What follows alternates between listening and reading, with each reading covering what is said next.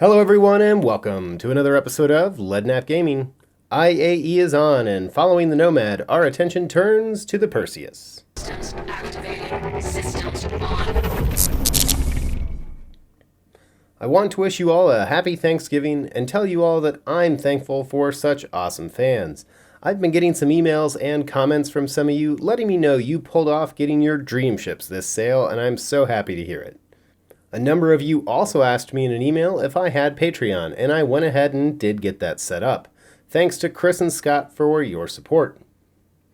Well, it turns out the Nomad really was a space RV. Not the sort of deployable RV I and others had our fingers crossed for, but the Nomad is still one hell of a starter ship, and I'll be getting that part 2 video done here at some point. I figured, however, some light needed shedding on CIG's next concept release to hit us in a few days, the Perseus. Oh man, has this one had the Leaks channel, Reddit, and Spectrum up in a huffy, especially when it comes to these doors. These doors. We'll get to those, but I wanted to cover a few other things first, like size. Quite a few backers have pulled the model from the game out and inspected it, looking for details that would give us an idea. Quite a number of them have focused on these thrusters, as the indication of size, and whoa mama is she big. Perseus isn't that big though. The port size means nothing. It's a shared asset that can be enlarged or shrank as needed, and We Small Band, I think, did the best job of all with the actual sizing of the ship. Link in the description. I'm going to shamelessly rip off their clips because I think they produced the finest looking ones. Using the guns to scale the ship makes more sense, and while their video makes a compelling argument that the size could be the larger of the two, that would be a bad thing. Never mind, CIG also gave us this, a promotional image. Now when it comes to size, there's a few spots we should pay attention to, like price and power. In the just smaller than a hammerhead size, Perseus delivers the hitting power of an Idris, for a quarter of the cost in real life, but also in-game. If you scale up the ship, suddenly you're hitting twice as hard as an Idris. No. Now the torpedo argument is good, but scaled down, those could be ports for missiles or smaller torpedoes like of a Harbinger. Given the rework, it would be a goofy idea to pack torpedoes as a defensive tool, so I think the missile launchers are more likely, especially once we talk about those doors. The thing about size is a smaller ship is a bigger deal than the enlarged version. If Perseus is massive, I don't want it. The smaller version would be far more nimble, far harder to hit, far easier to orient to land those hits. If Perseus is massive, it becomes an Idris clone without the ability to protect itself. Small, it becomes a dangerous predator in the furball. As We Small Band opines, the massive thruster ports on the bottom of the ship, which don't match any other RSI ship, sorry Team Vent Scale, are curious. This provides Perseus with massive in-atmosphere Vtol capability, meaning excellent in-Atmo level flight characteristics. But what about these doors?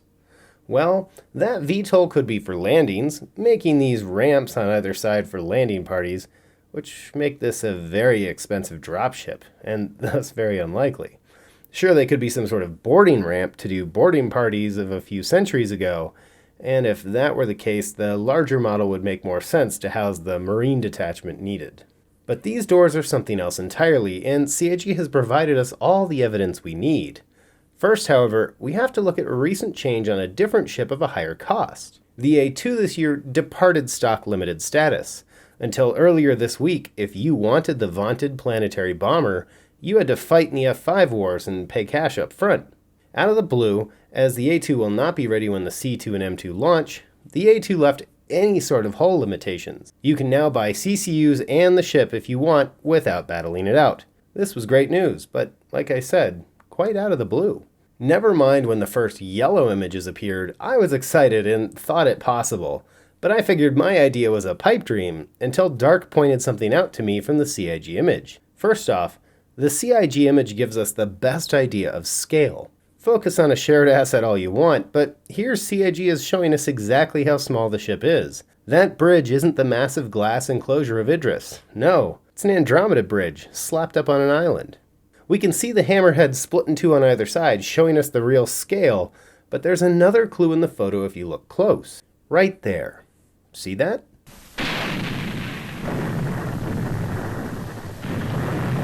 Now you might be thinking, that's just debris, and you could be right, except we've never really had barrels in the verse, and more importantly, there's a second one.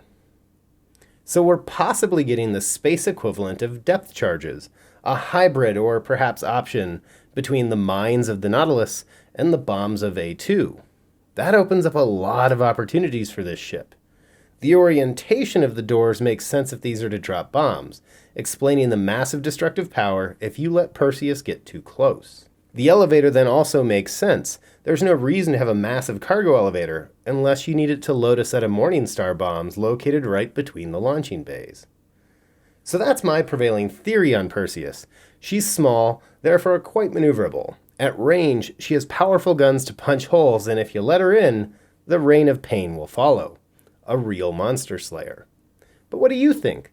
Let's talk in the comments below, and as always, like and share this video, subscribe if you haven't, and I will catch you all next time.